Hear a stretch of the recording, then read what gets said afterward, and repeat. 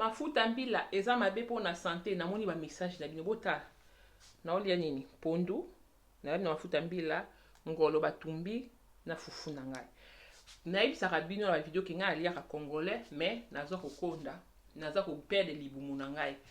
comment nasalaka omoni boye nalambi fufu na ngai na pondu na ngolo na liango na 10 heures nakoya isusu kolia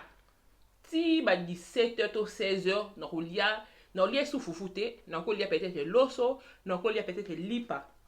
naza ko calculer ndenge nini nazo koliela tout excès nuit eloko nyonso soki eleki eza mabe mais soki ozolia na mezi ekoyeso monene te ekoki kobebisa ote naolia pondu na ngai bacha chou bacha picha koto naolia thomson na batumba na semoule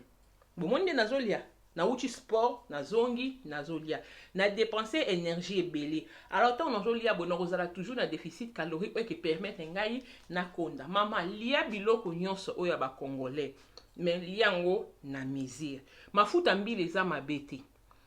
mafuta huile eza mabe te mais soki okomi kolekisa ekomi mabe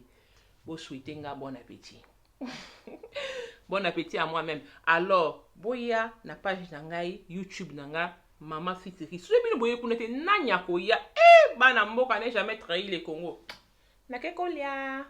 bye.